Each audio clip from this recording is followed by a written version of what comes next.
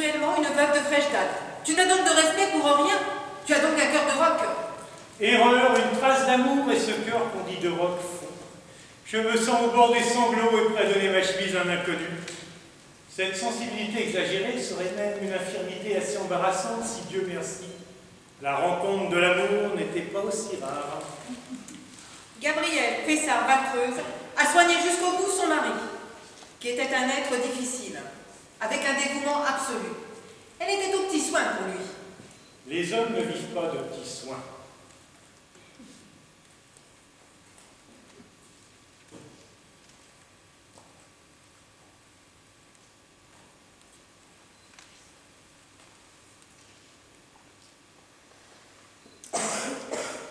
Tu as remarqué que je n'ai pas relevé devant ces dames l'allusion à tes excursions en bicyclette à Saint-Guénolé.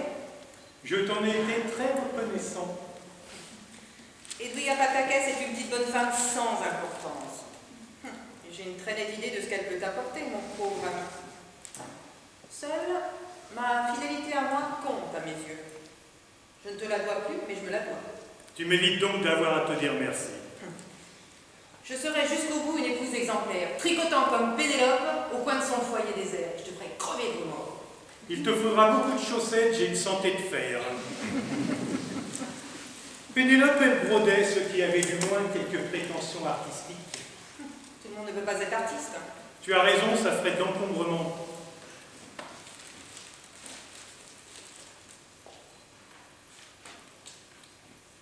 On peut savoir ce que tu lis? Les petites annonces. Ah, c'est passionnant. Oui, on y trouve un piano à queue, 6 chaises rustiques, une épouse, quarantaine proche, aimant la musique et la littérature, goût commun. Ou une place de caissier, c'est curieux qu'on ne s'y offre jamais l'amour. Si, dans les magazines spécialisés. Je ne m'en suis jamais acheté un, je me fais mes images moi-même. Tu es un monstre. Mais non, le bonheur de l'homme est une vaste entreprise et je ne suis qu'un tout petit artisan local.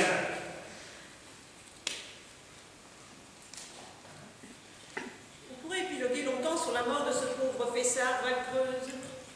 Le moins qu'on puisse dire, c'est que c'était un homme qui n'avait pas le sens du devoir. Il avait une forte nuque rouge et durable certainement. Quand on pense qu'il enjambait cette petite, l'abbé Mouillette aussi a une forte nuque et de curieuses mains bouchées. Mais son haleine est désagréable. En fait, on imagine mal après tout. Ils doivent être comme tout le monde.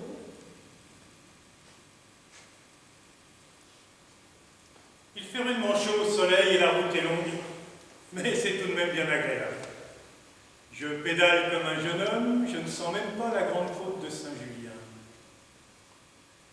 Je m'imagine la peau de ses cuisses. Au fond, c'est la peau de ses cuisses qui m'attache à elle. Certaines femmes ont douce à l'intérieur et légèrement grenue à l'extérieur.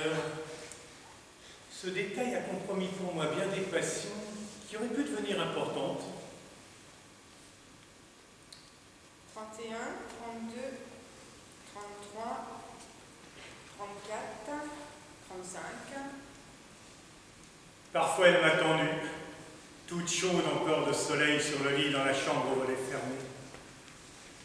D'autres fois, c'est moi qui arrive le premier, et je l'attends, fumant une cigarette dans le fauteuil, en regardant par la fenêtre les dernières baigneuses. Elle entre sur la pointe des pieds, derrière moi, et me bouche les yeux de ses mains qui sentent la crème solaire. 42, 43, 44, 45. Je la respire, je grogne. Ma brioche cuite à point, j'arrive à temps, je vais la manger toute chaude. Voyons, de quel côté est-elle la plus cuite? Lève la jambe. Elle gémit. Ah, mon chéri, qu'est-ce que tu vas inventer encore?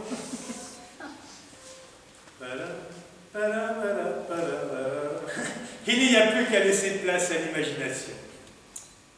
47, 48, 49, 50. japonais, c'est beaucoup plus délicat que le point bulgare. À mon avis, c'est beaucoup plus compliqué. Mais je trouve que cela a plus d'originalité. Oui, mais le point bulgare, au moment des diminutions, si tu fais 2 mailles à l'envers ou 2 mailles à l'endroit, tu obtiens presque le point japonais avec infiniment plus de souplesse. L'originalité à tout prix. On devient de plus en plus raffiné au tricot. On complique, hein. Mais à la longue, c'est le classique qui est le meilleur. Quoique les trouvailles de l'amour s'en fait un monde et c'est bien limité. Ce qui compte au fond, c'est la tendresse. J'ai beaucoup de tendresse pour Edwige. Enfin, de la tendresse. Oui, une sorte de tendresse. Oui, Ferdinand s'en est allé, avec toutes mes économies et une voisine divorcée.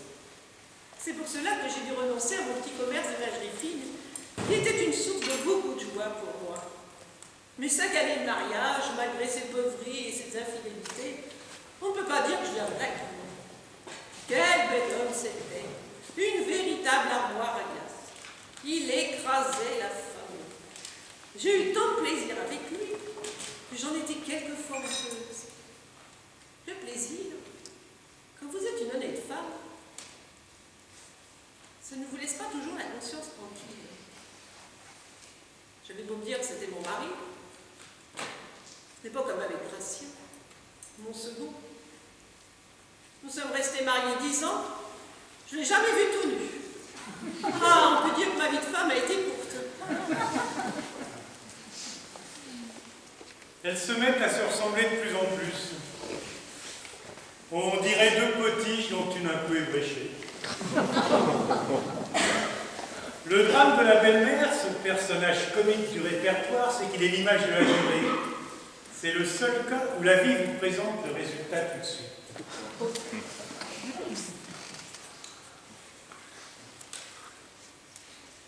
Même tricot, même tic, même rocker vague. Avec laquelle au juge suis-je marié? Et tout cela a été jeune et a aimé. C'est une belle chose, les pensées de Pascal. Il faudra que j'y relise. Qui doit me trouver hargneuse, méchante. Quand je le vois, c'est plus fort que moi, j'ai envie d'aboyer. C'est curieux, je n'y prêtais pas attention autrefois, ni au bruit qu'il fait en mangeant. Ce n'est pas que je n'aime pas l'odeur de transpiration chez certains hommes. Ce jeune homme, l'autre jour, chez les Montmachou, qui venait de jouer au tennis. Antoine se lave, mais il sent le trouble. Et je crois bien que c'est encore pire. Quelquefois, je me dis que je devrais prendre un amant. Cela serait de bonne guerre. Mais j'ai du mal à imaginer. Pauvre Charlotte. Si elle se doutait comme cela peu d'importance au fond. Ah, ce n'est qu'une façon de faire connaissance. On se sent si seul. Tu as mal? Non, pourquoi? Tu viens de pousser un soupir à fendre l'âme. Ce n'était rien, la chronique dramatique de Gontran dans le Figaro. Mauvaise? Non, excellent. Mais pour un autre. Sa vanité, sa sotte vanité d'auteur qu'il ne s'avoue même pas. Il prétend qu'il est au-dessus de tout cela, je t'en fiche. D'ailleurs, moi non plus, je n'aime plus ses pièces. Je me sens beaucoup plus moderne, beaucoup plus intellectuelle que lui. Si j'ai un amant un jour, ce sera un intellectuel de gauche. Antoine, lui, ne veut jamais parler de rien. Il dit que de toute façon, cela revient au même. Et que le fleuve de salive des intellectuels n'a jamais modifié aucun fait. C'est une véritable brute. Tout le monde le déteste à Paris, et je crois bien que je le déteste aussi. Pauvre Charlotte. Au fond, elle est encore mignonne, si je ne la connaissais pas.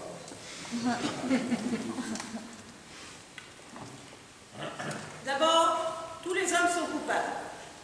J'aurais pu me remarier il n'y a pas si longtemps avec Stéphane Le Harcourt. Il était très bien conservé, un ancien colonial. Mais il y a quelque chose dans son regard qui m'a fait peur. Il m'aurait traité comme ses négresses. Dieu sait danser nu, peut-être? J'en avais des bouffées de chaleur à l'époque. Et puis encore maintenant quand j'y pense. J'ai tenté de le dire à la Mignonnette en confession. Il a haussé les épaules. Ah, cela, si on ne leur apporte pas un bon gros adultère. Tu disais, maman? Rien, je pensais que nous pourrions songer au dîner. Adèle est partie à la tapurerie et n'est pas encore revenue. Ah, celle-ci, pourvu qu'elle court, un jour elle nous reviendra enceinte. Et fortifiée. Je la trouve pas l'autre, cette enfant. Vous la surveillez tellement qu'elle dépérit. On doit égorger les gens à son âge. Tu pourrais peut-être l'y aider. Elle est mignonne, tu m'y fais penser. Assez! Non, assez, c'est moi qui dis assez! Comment c'est toi qui dis assez? Oui, c'est moi qui dis assez! C'est un peu fort et peu du dire. Pourquoi tu dis assez? Je dis assez parce que tu as dit assez, alors c'est moi qui dis assez! Assez de quoi? Assez de tout, assez d'assez! Le salut que je la main dans migraine. C'est bien toi qui l'auras voulu. Bonne maman, vous êtes une femme de bonne foi et de bon sens. Vous pouvez constater vous-même que l'atmosphère de cette maison est devenue irrespirable. Charlotte est très nerveuse et vous ne savez pas la prendre. Je ne peux tout de même pas passer mon existence une paire de pincettes à la main à me demander comment prendre ma femme. Je ne fais pas grand-chose, c'est entendu, mais j'ai tout de même autre chose à faire. Ça devrait être plus simple, bon Dieu, la vie. Pourquoi toujours vouer au drame? Alors que pour bien peser l'amour, la politique, les hommes, tout est toujours plutôt ridicule et rigolo. Que comptez-vous faire? Cette situation ne peut plus durer. Vous croyez que c'est gai pour une belle-mère? Et vos enfants? Pensez-vous quelquefois à vos enfants? Antoine, vous êtes un grand coupable. Je le sais, j'ai pissé dans les poissons rouges, et je repisserai dans les poissons rouges chaque fois que l'acte de pisser dans les poissons rouges se représentera à moi comme une expression profonde de mon moi. Quel poisson rouge? De très anciens poissons rouges, belle maman. Les poissons rouges de la liberté humaine. Allez donc, to be or not to be, ce n'est pas moi qui l'ai dit. Vous n'avez plus votre bon sens. Erreur, j'en déborde. Mais c'est toujours scandaleux, le bon sens. C'est moi, Antoine de Saint-Flour, et il faut me prendre comme je suis. Je l'ai bien fait, moi. Et croyez que ça n'a pas été facile. Où allez-vous? Nous allons dîner dans une demi-heure. À Saint-Guénolé, 12 km et ça monte, mais j'y retourne. Dites-moi la vérité. Comptez-vous divorcer et épouser cet étouillard à ta caisse? Pour changer de reproche, en aucun cas, belle maman. Non, je retourne à Saint-Guénolé sans plaisir. Et autant vous dire la vérité, puisque de toute façon, vous ne pouvez pas la comprendre, vieille ingénue sans désir. Le derrière des filles à Pataquès est parfois pour moi aussi ennuyeux que la lune. Mais j'y retourne par rigueur, c'est ça l'homme, pour me prouver que je suis libre. Alors on vit ou pas, à moi la lune. Monsieur, il y a des gars là qui ont sonné pour dire que devant le garage, votre vélo, il a les 2 pneus crevés. Ils disent qu'ils ont sonné pour dire que ce n'est pas eux, mais je les reconnais, ce sont des voyous. Une fois, pendant que j'étendais le large, ils sont passés derrière mon escabeau, ils m'ont soulevé la jupe avec un bâton à travers la grille pour voir la culotte. Bon, si le destin s'en mêle...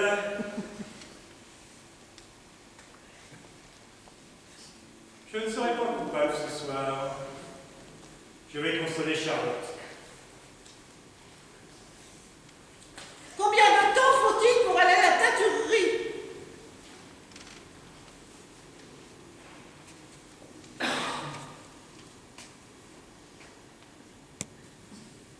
Cela dépend. Cela dépend de quoi? Des rencontres que l'on fait. Adèle, on ne vous a jamais dit qu'il fallait avoir peur des hommes.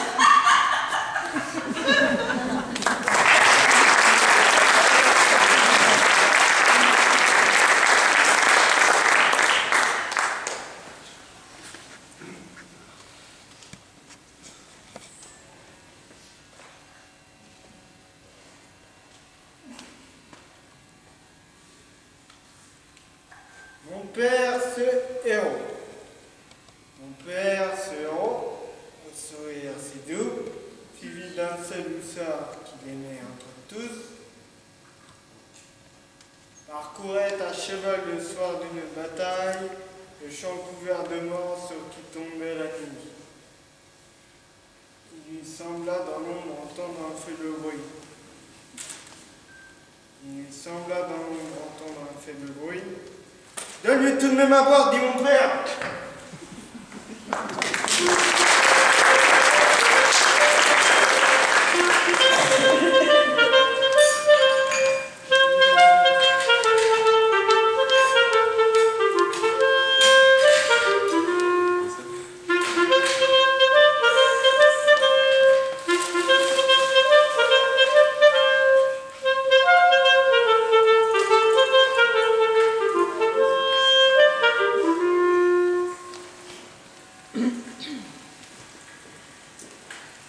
Tu te souviens les châteaux de la Loire, l'année du Bachot, quand tu as failli me faire crever d'insolation, salopard? Si on nous avait dit qu'un jour on devait traverser toute la France en vélo, Et en se pressant encore. n'empêche que les officiers, ils ont tous filé en moto. C'est pour ça qu'il fallait faire ta préparation militaire, tu aurais pu filer en auto comme les autres. Moi, ça m'aurait fait mal au ventre d'être officier. Il n'y a pas que les assauts, tu vois que ça a du bon dans les défaites. Toi, tu l'as fait ta PM, sale bourgeois. Oui, mais je l'ai raté. J'avais fini caporal-chef, il n'y a pas plus bas comme grade, alors je pédale comme les autres. Moi, je serais toi, je vous arracherai ces gars. Ils sont en laine, ils ne sont pas très compromettants. D'ailleurs, je m'en fous. Je suis seconde classe, je dirais que c'est toi qui m'as donné l'ordre. L'ordre de camp est en train de foutre le camp. De foutre le camp. Tu es ignoble. Monsieur regrette. Monsieur est encore patriote. Salaud. On ne va pas être loin de la Loire. Il paraît qu'ils organisent des îlots de résistance dans le coin. On ferait peut-être mieux de se méfier. On peut pas faire un détour. Le tour de la Loire, c'est un peu long. Des îlots de résistance. Assassins. Comme s'ils n'en avaient pas fait tuer assez des Français. D'abord, moi l'ordre, c'est l'ordre. Je vais à Montauban et personne ne m'arrêtera. En avant!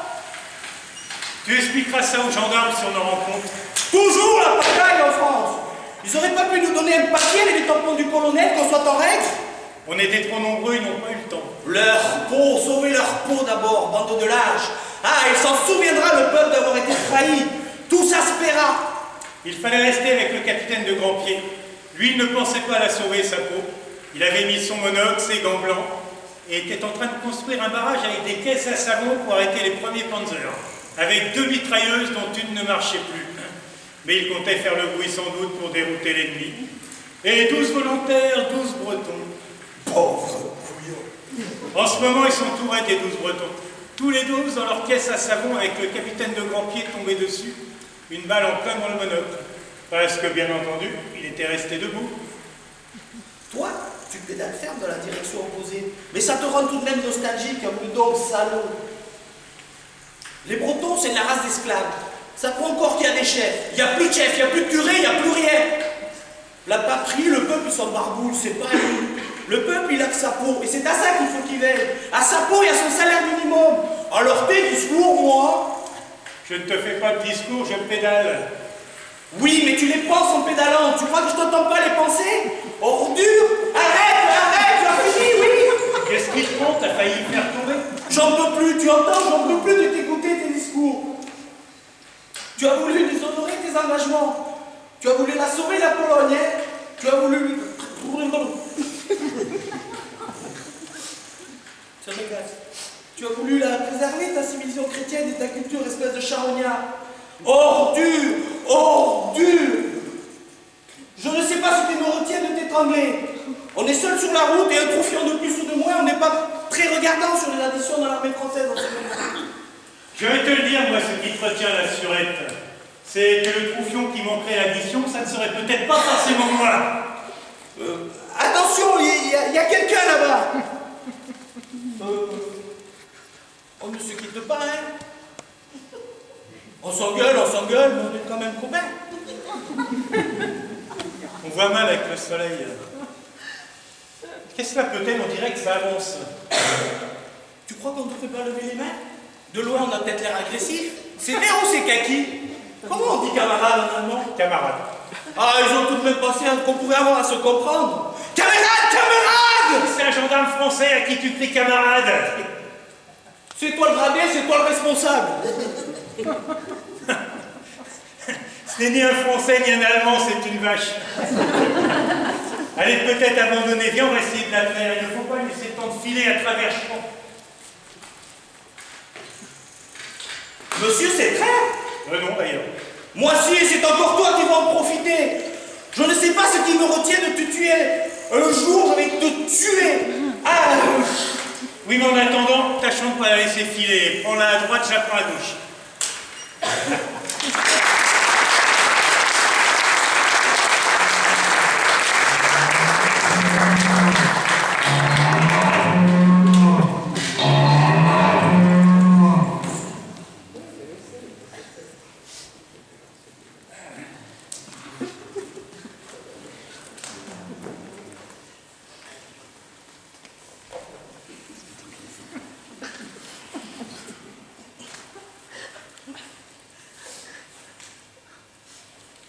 J'ai les pieds sales, j'en ai honte pour toi.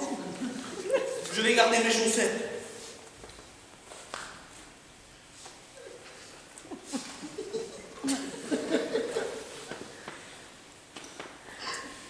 Tu pues. Tu sais, en temps de guerre, le sang bon. Tu l'as entendu, la vieille garce? Des petits soldats français. Ça fait tellement plaisir de revoir des petits soldats français. Seulement, j'ai plus qu'une chambre à 40 francs. Je peux tout de même pas faire payer 40 francs à des petits soldats français. Et monsieur a sorti ses 2 billets en habitué des palaces. Voilà, madame, on prend la chambre. C'est ça que je ne peux pas supporter, tu vois, c'est l'aisance. Il s'agissait de rester invisible jusqu'à demain matin, la ville roule d'allemand. Demain, il faudra passer la ligne. Des draps.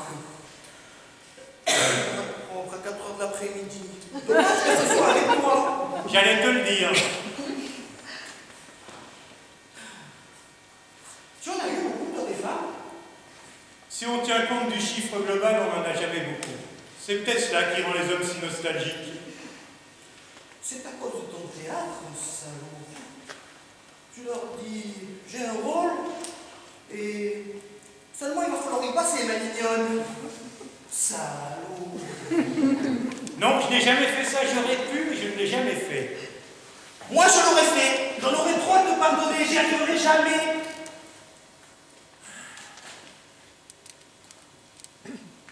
Pousse ton pied. J'ai mes chaussettes. Pousse-le tout de même, le lit est assez grand. Ouais, oh, ça va. Dors maintenant, demain tu ne pourras plus avancer. Tu as peur que je t'encombre. Ah non, salaud. Que tu ne penses qu'à me semer pour t'en tirer tout seul. Il y a des jours où je voudrais un nègre bossu pour pouvoir vous faire honte encore plus. Fiche-moi la paix, maintenant je voudrais dormir, tu remettras ça demain quand il fera jour. J'aime pas le jour.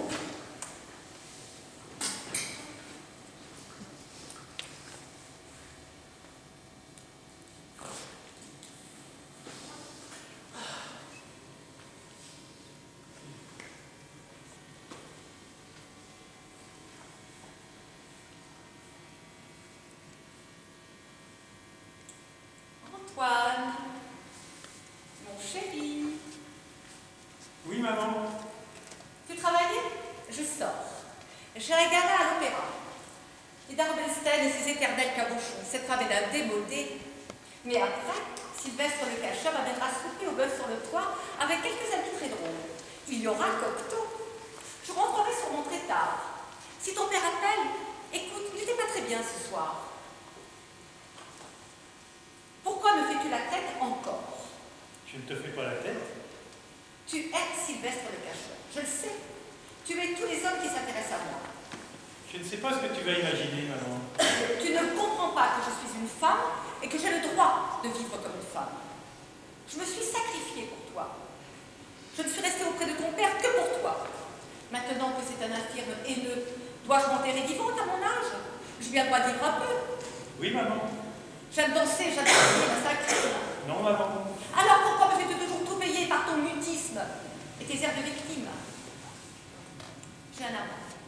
Oui, j'ai un amant. Toutes les femmes ont un amant un jour ou l'autre. Parce que toutes les femmes ont le droit d'être un peu elles-mêmes, sans être obligées